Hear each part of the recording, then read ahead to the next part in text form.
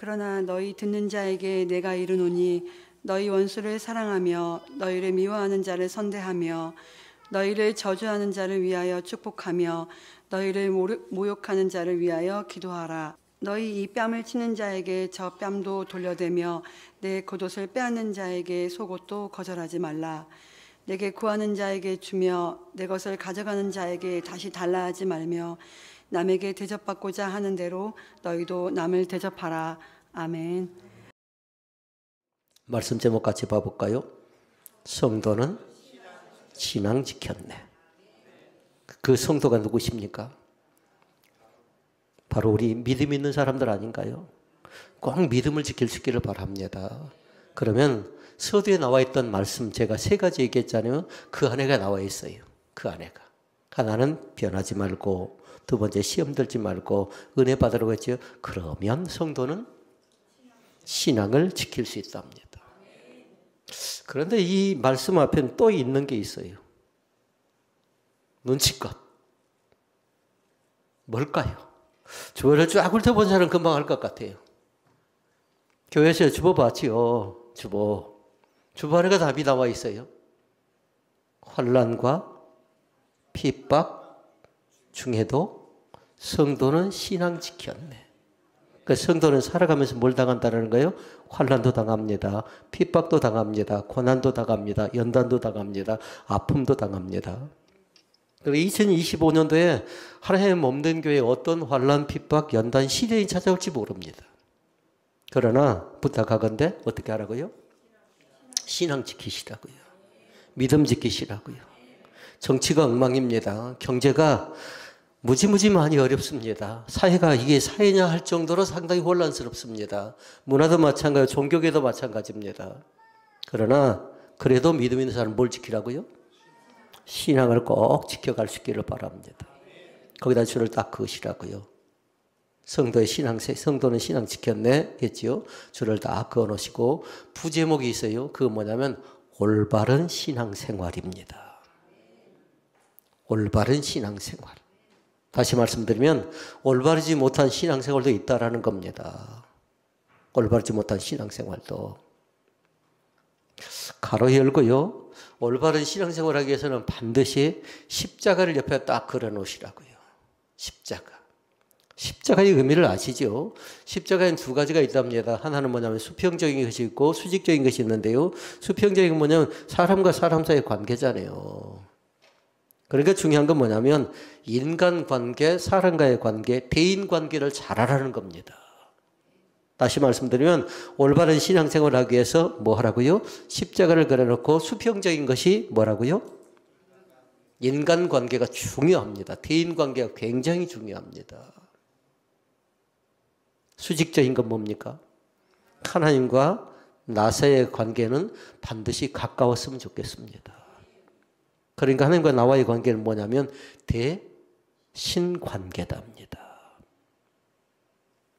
오늘 말씀이 이해가 잘 되어졌으면 좋겠습니다. 이미 저는 말씀을 다 나눴어요.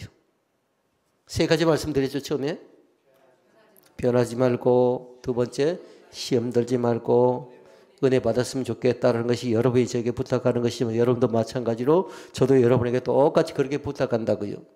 오늘 직분을 받은 저분들만 그런 것 아니고 저분들의 신앙생활 가운데 여러 가지 어려움들 많이 있을 거라고요.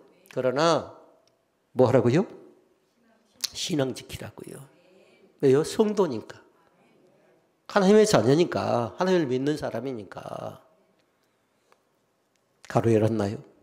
줄을 그었나요? 올바른 신앙생활. 그리고 가로 열고 십자가를 딱 그려놓고 수평적인 것은 대인관계, 수직적인 것은 대신관계.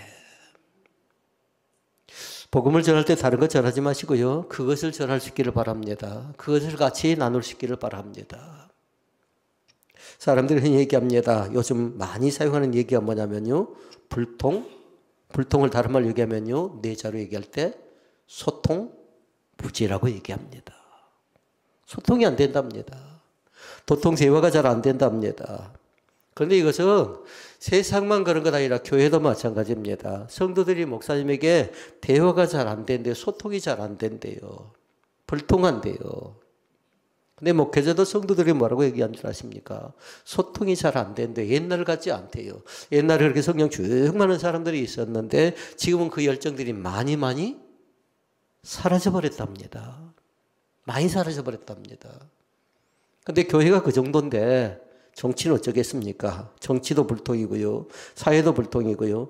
더 중요한 건 뭐냐면 교회와 함께 가정도 불통이 되어져 가고 있다는 것이 가장 크나큰 문제랍니다. 그러면 이렇게 소통이 부재가 되고 이렇게 불통이 되죠. 그러면 나타나는 현상이 두 가지가 있어요. 하나는 뭐냐면요. 칡갈자에다가 등나무 등자가 뭔 줄 아십니까? 답을 가르쳐 드렸는데 칡갈자에다가 등나무 등자. 갈등이랍니다. 소통이 부족하고 이 여러 가지 모양으로 불통이 될 때의 문제는 뭐냐면 갈등 요소들이 여기저기에 많이 생겨난답니다. 글을 보니까 그렇게 되어져 있어요. 칡하고 이 등나무는요, 각자 놔두면 아무런 문제가 없답니다. 아무런 문제가 없답니다. 근데 두 개를 딱 놔두면요, 반드시 그렇게 되어진대요. 서로 빙빙 감고 가버려요. 빙빙 감고. 하나는 오른쪽으로 감고 하나는 왼쪽으로 감고. 그러니까 복잡하게 이럴 데가 없이 얽혀져 버린답니다. 그것이 갈등이답니다. 또 한 가지가 있답니다.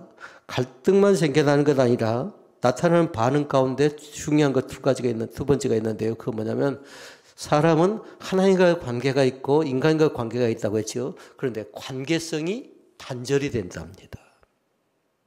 부모가 자녀를 몰라줍니다. 자녀가 부모를 거역하고 거절합니다. 목회자가 성도를 거절하고 성도가 목회자를 거절하고 대통령이 국민을 거절하고 국민이 대통령을 거절하고 사회와 별반 다를 바 없이 되어져 버린답니다. 그러니까 지금 이 시대에 소통의 부재는 두 가지. 하나는 갈등이 생겨나고 또 하나는 관계의 단절이 여기저기 생겨날 가능성이 상당히 많이 있답니다. 그러니까 그것은 하나의 문제가 아니라는 거예요. 모든 건 다 연속성상에 있는데요. 같이 문제가 생겨날 가능성이 우리 가운데 많이 있다랍니다. 그러면 기억할 거 있어요. 세 가지 관계의 중요성이 있어요. 세 가지 관계에.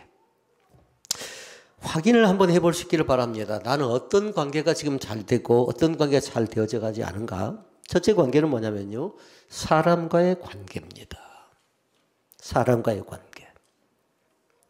사람과의 관계에 있어서 중요한 것 두 가지가 있답니다. 하나는 뭐냐면요. 사람과 사람 사이에는 꼭 잃지 말아야 할 게 뭐냐면 정직함으로 대할 수 있기를 바랍니다. 그것이 믿음이답니다.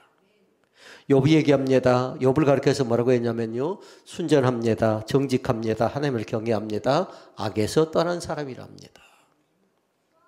고넬료에게 얘기합니다. 고넬료 자체가 정직한 사람이었답니다. 사람과의 관계에 성공하기 위해서는 뭐 하라고요? 첫째는 그 생명 자체가 정직함에 달려져 있음을 믿습니다. 두 번째가 있습니다. 사람과 관계에서 두 번째는 뭐냐면요. 신뢰감을 절대 잃어버리지 않기를 원합니다. 신뢰감을 회복하는 상당히 어렵습니다. 부부가 왜 나눠지고 왜 부부가 서로의 생각을 합일된 생각을 나타내지 못하냐면요. 누군가가 신뢰감을 잃어버렸기 때문에 그런답니다. 세 번째가 있습니다. 사람과의 관계에 있어서 세 번째는 혹시라도 여러분 꼭 기억할 수 있기를 바라는데요. 선을 넘어가지 않기를 원합니다. 적정한 선이 있답니다. 근데 그 선을 넘어가 버리면 나중에 돌이킬 수 없는 일들이 생겨날 가능성이 상당히 많이 있답니다. 물론 약속을 지켜라, 말을 잘해라, 말에 대한 책임감을 가져라, 여러 가지 말들이 있지만 그런 세 가지를 잘 기억하라고요. 하나는 정직함으로 대하고, 두 번째는 신뢰감을 잃어버리지 마시고, 세 번째는 선을 넘어가 버리면요. 나중에 그 선 자체를 회복하기가 상당히 어렵답니다. 기준점이 있거든요. 크나큰 두 번째, 사람과의 관계가 있다면요. 두 번째는 물질과의 관계가 있답니다. 물질과의 관계. 물질과의 관계는요. 누구를 잘 기억하냐면요. 잠언 30장 말씀에 보니까 아굴의 기도가 나와요. 아굴의 기도. 나온가요? 네. 한번 읽어볼까요? 내가 두 가지 일을 주께 구하였사오니 내가 죽기 전에 내게 거절하지 마시옵소서. 두 가지 나옵니다. 하나는 뭐예요? 내가 두 가지를 넘기고 8절 곧 헛된 것과 거짓말을 멀리 하옵시며 나를 가난하게도 마옵시고 부하게도 마옵시고 오직 필요한 양식으로 나를 먹이시옵소서.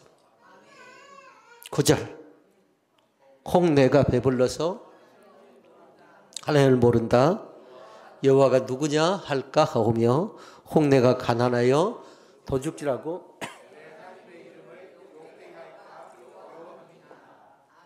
아멘. 물질과의 관계에 있어서는요, 잠언에 기록된 아굴의 기도를 꼭 여러분 암송을 많이 할 수 있기를 바랍니다. 두 가지 뜻이 있어요. 너무 부하지 말래요. 또 하나는 뭐 있어요? 너무 가난하지도 말래요. 너무 부해서 뭐라고 했냐면 하나님을 모른다 할까 두렵대요. 자기의 목표가 자기의 가지고 싶었던 것이 욕망이 욕구가 해결이 됩니다. 그러면 하나님을 더 가깝게 섬겨야 되는데 그러지 못한 경우들이 많이 있답니다. 또 한 가지 너무 가난하면 어떻게 한다고요? 남의 것을 도적질할 가능성이 있답니다. 남의 것을 도적질할 가능성이. 그런데 물질에 있어서는 이 두 가지 자체가 선하게 잘 사용되어졌으면 좋겠어요. 너무 부한 것도 말고 너무 가난한 것도 말고 누군가가 도움을 요청했을 때에 그 도움을 거절하지 않고요. 함께 같이 나눌 수 있는 그런 귀한 은혜가 우리 가운데 있어졌으면 좋겠습니다. 누군가 찾아왔습니다. 그런데 성경 그렇게 얘기합니다. 그 작은 소자에게 냉수 한 그릇. 교회는 냉수 한 그릇의 은혜가 굉장히 귀하답니다. 찾아온 사람에게 때로는 냉수를 주지 못합니다. 그런데 손을 잡아주는 것도 굉장히 귀한 것이답니다. 우리는 하찮은 것입니다. 그런데 그분에게는 굉장히 귀한 것이답니다. 굉장히 소중한 것이라고요. 사람과의 관계가 있고요. 물질과의 관계가 있고요. 세 번째 관계가 있는데요. 하나님과의 관계가 있습니다. 하나님과의 관계는 그렇게 적어놓을 수 있기를 바랍니다. 생명의 생명. 거기서 끊어지면 거기 떨어져 나가면 죽는다는 걸 잃어버리지 않기를 원합니다. 아이를 낳은 걸 봤습니다. 그런데 나중에 화면을 쭉 보니까 뭐냐면 탯줄이 그대로 달려 있어요. 탯줄이.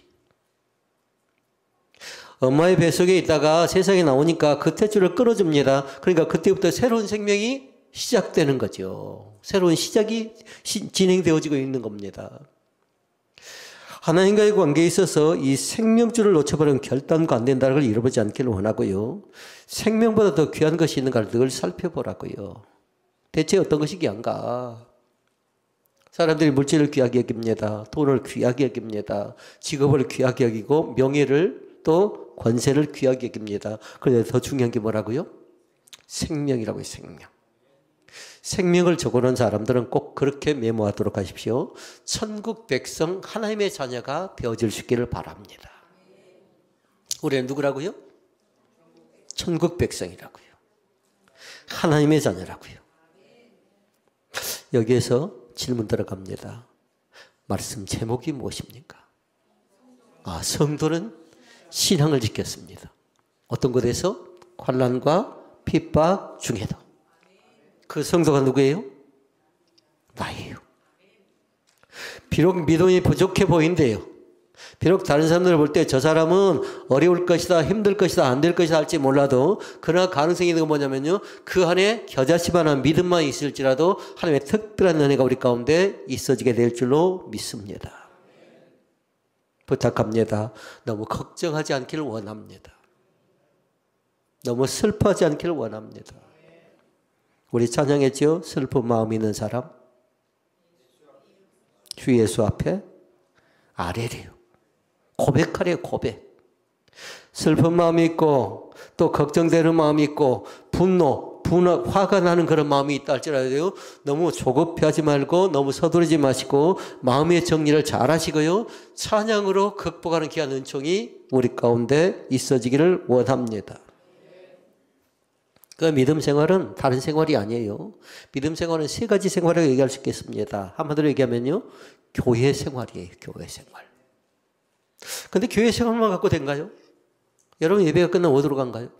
가정으로 가지요. 그러니까 믿음 생활은 곧 가정 생활이다. 가정만 갖고 된가요? 먹고 살아야 되겠잖아요. 그러니까 이 세 가지가 조화가 잘 됐으면 쓰겠어요. 3번은 그럼 뭐죠? 사회생활이랍니다. 교회 생활과 그 다음에 가정 생활과 그 다음에 사회생활. 어떤 분이 늘 어려움만 있으면 뭐 하냐면 목사님 예배 드려주래요. 어쩐가요? 신앙이. 좋은 신앙 아닌가요? 지금은 예배 드려주라는 얘기를 잘 안 한답니다. 성도들이. 가정에서 가정신방 해달라는 얘기가 거의 없습니다. 그러니까 최근에 제가 우리 교회들 가정에 신방 가본 적은 거의 없었던 것 같아요. 근데 그 전에 어떻게 했어요? 신방이라는 제도가 있었는데요. 신방이라는 것이 지금 어느 정도 다른 사람들이 기억할지는 모르겠습니다. 날마다 확인해 봐야 돼요. 과연 우리의 믿음 자체가 교회만 갖고 되겠는가라는 거예요. 교회만. 여러분의 가정이 한마디로 얘기하면 작은 천국이 될 수 있기를 바랍니다. 늘 예배 드려주라는 건 좋은 것이에요. 그런데 그 속에 뭐가 있냐면요. 한마디로 얘기하면 자립심이 부족하대요. 만약에 제가 찾아가서 예배 드리지 않을지라도, 제가 찾아가서 기도하지 않을지라도 성경은 그렇게 얘기했어요. 두세 사람이 내 이름으로 모인 곳에 나도 그들 중에 있다고 말씀했죠. 가정에서 같이 합심해서 가정교회로 기도하면요, 하나님은 그 작은 정성에 응답해 줄 줄로 믿습니다. 명절 때 가정예배 들으셨나요? 양식을 올려놓기도 하고 여러분의 전달해 드렸죠. 왜 그럴까요? 그것이 소중하기 때문에 그렇습니다. 그냥 한 것 같아도요, 그걸 누가 봤다라는 겁니다. 누가 들었다라는 겁니다. 믿는 사람은 저렇게 명절을 지내는구나 하는 것을 믿는 사람들을, 믿지 않는 사람들이 보고 있다라는 겁니다. 그러니까 그 세 가지가 한마디로 얘기하면요, 교회와 가정과 사회가 조화가 잘 되어졌으면 좋겠습니다. 반대는 뭔가요? 반대를 표시할 때 그렇게 합니다. 리코를 표시하고 그 다음에 줄 딱 그어버리세요. 조화 반대는 뭐냐면 부조하답니다. 조화는 뭐냐면 있어야 할 것에 그것이 있어야 된답니다. 그런데 있어야 할 것에 그것이 없답니다. 자리를 변경하고 이탈한답니다. 눈이 굉장히 많이 왔죠. 눈이 오다 보니까요, 사고가 눈앞에 보이질 때도 있고 사고 난 것을 많이 보이잖아요. 그런데 이탈을 하게 되면 나만 피해를 본 것 아니라 다른 사람에도 피해를 줄 가능성이 상당히 많습니다. 아버지를 모시러 가는데 터널 안에서 차가 왔다 갔다 합니다. 터널 안에서. 차가 두 대 보이고 저는 반대편 차선에 있는데 저에게도 충분히 피해가 될 그런 가능성이 있었어요. 그런데 다행히 그 차가 안정을 찾아가더라고요. 안정을. 이탈하게 되면요, 아까 우리 서두에 말씀드린 것이에요. 이탈한다는 것 자체는 선을 넘어버린 거랍니다. 선을 넘는 거래요. 선을 넘으면 그 선 자체가 곧 뭐라는 겁니까? 생명줄이랍니다. 넘으면 안 돼. 그걸 넘어오면 안 돼 하죠. 넘어가는 순간, 하나님을 믿는 사람이 선을 넘어가는 순간 마귀는 즐거워하며 반기면서 마귀의 밥으로 삼기를 원한다고요. 자, 그럼 보십시다. 믿음의 관계에 있어서도 세 가지 중요한 거 있어요. 그 뭐냐면 믿음의 관계에 있어서는 세 가지 관계가 또 나오는데요. 잘 한번 봐보라고요. 교회의 관계를 바르게 맺고 살아갈 수 있기를 바랍니다. 일주일에 지금 대체로 보니까 한 번 예배를 드립니다. 그러니까 주변에 제가 뭐라고 했어요? 식사 후에 오후까지 모임을 같이 갖고 가자고 하지요. 그건 뭐냐면 그전에는 수요 예배도 있고 금요 모임도 있었고 또 새벽 모임이라는 거 있잖아요. 그런데 잘 안 되어지잖아요. 잘 안 모여지잖아요. 그러니까 할 수 있는 대로 교회의 관계를 바르게 맺는데 하나님과의 관계 자체가, 교회의 관계 자체가 너무 멀어져 가지 않기를 원합니다. 왜냐하면 충전이라는 것이 있죠. 충전은 쓰고 남으면 방전될 가능성이 있답니다.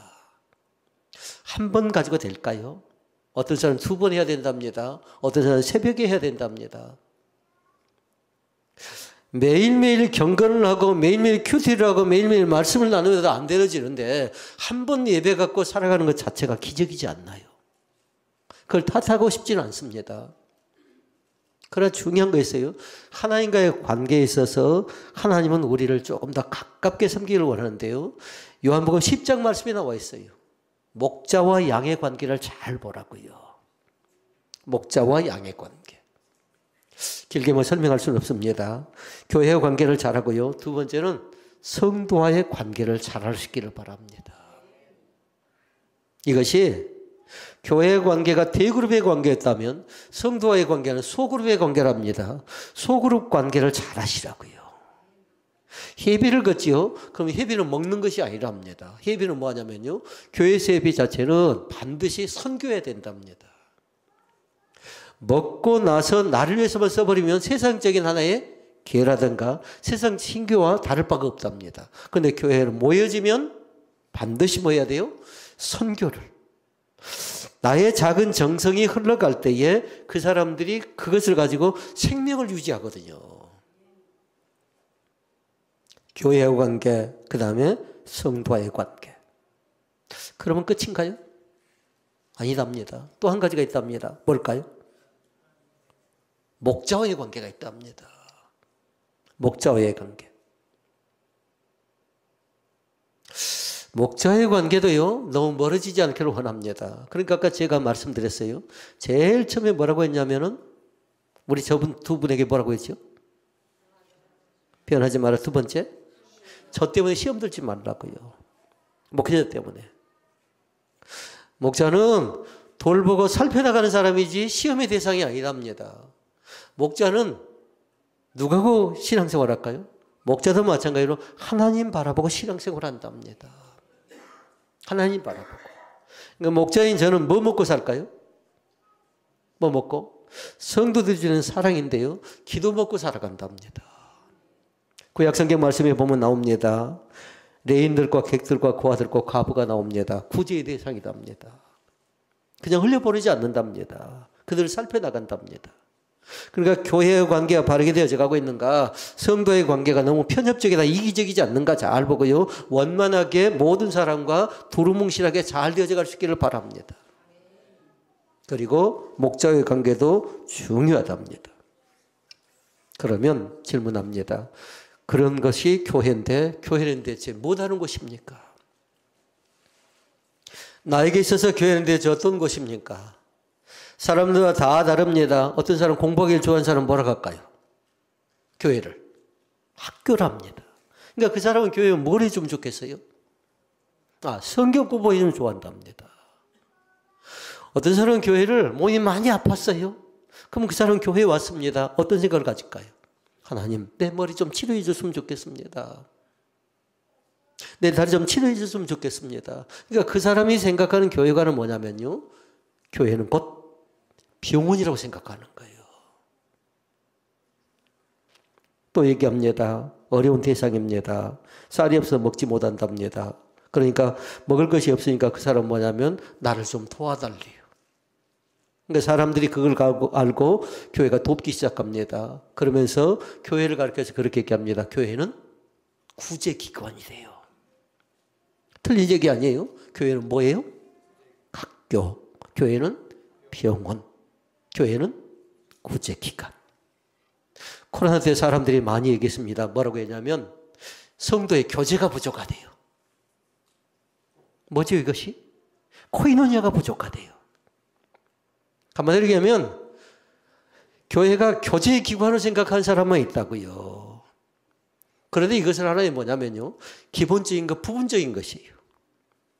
결론적인 말씀을 드릴까요? 교회는 한마디로 얘기할 때에 말씀 선포가 먼저 있어야 된답니다. 병을 치료하는 것도, 공부하는 것도, 구제하는 것도, 친교하는 것도 그것에 말씀이 없어서는 안 된답니다. 그러니까 친교할 때 먼저 뭐 하던가요? 먼저 경건히 하는 겁니다.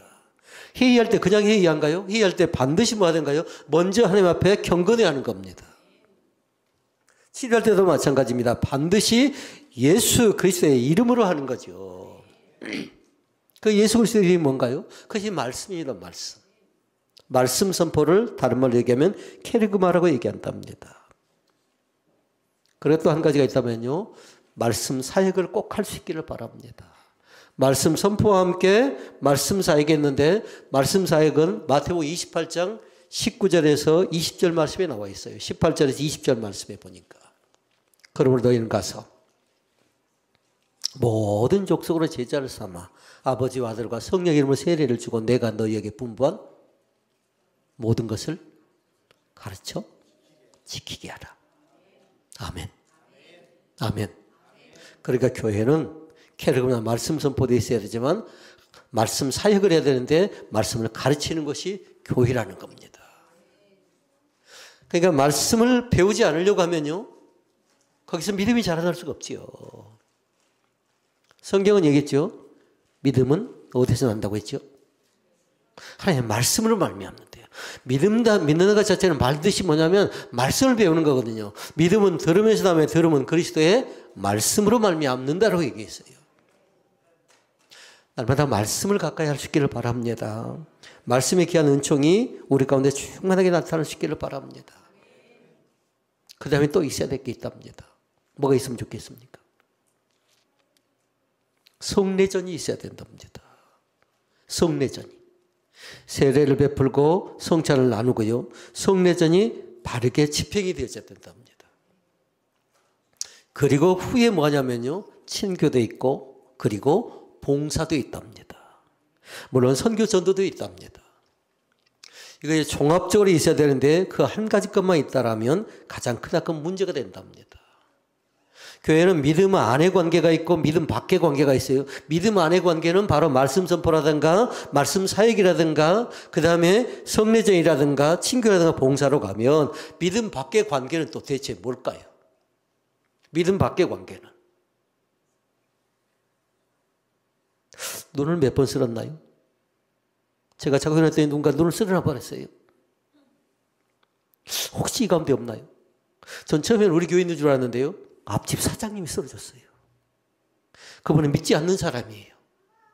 그러니까 교회는 중요해요. 우리끼리만이 아니고 지역사회와 연대해서 지역사회와 함께 같이 살아가야 되는데 그래도 우리 교회가 크게 욕먹지는 않고 있구나 생각을 했어요. 감사했어요. 그 다음날은 또 어떻게 했을까요? 빚을 갚았어요, 제가. 너희 또 와주니까 빚 갚을 수 있는 기회가 있었잖아요. 귀한 것이 서로 나눈다는 것 자체가. 얼마 전에는 저희 가정에 뭘 가지고 왔냐면요, 2개를 가지고 왔는데 동그란 게 그게 뭔가요? 이름이 잘 생각이 안 나네. 장미수의 얼굴처럼 생겼는데 그게 뭐죠? 2개를 받아왔, 메론. 메론을 2개 받아왔다고 한 사장님이 저에게 하나를 가지고 왔어요.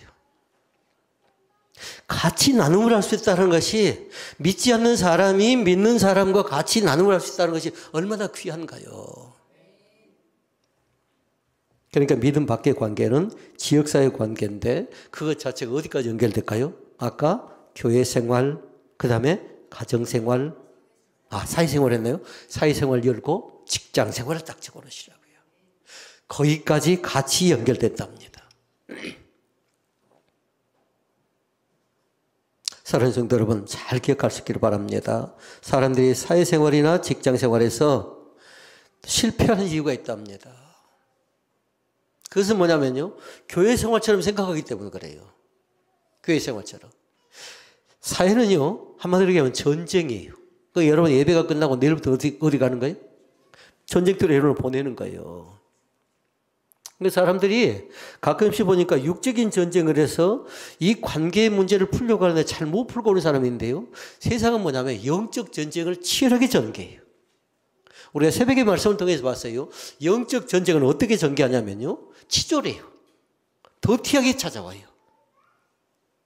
한마디로 얘기하면 안 입고 온 일들이 얼마나 많나요? 이게 사단이에요. 사단이 깨끗하고 정결하게 찾아온 것 아니고 치졸하게 더티하게 치사하게 찾아온다고요. 그러니까 속이 뒤집어질 때가 있죠. 사랑하는 성도 여러분, 할 수 있는 대로 직장 안에서의 여러 사람의 관계를 통해서 오늘 예배를 잘 드리는 것처럼 예배를 잘 드리는 사람이 사회생활도 잘할까요? 그러지 못할 가능성이 있답니다. 그러니까 예배를 통해서 뭐 하냐면 품는 연습을 많이 하시라고요. 내가 저 사람을 품지 않으면, 내가 저 사람을 배척하고 멀리하면 그 사람은 고립된다라는 거예요. 그 사람은 거절된다라는 거예요.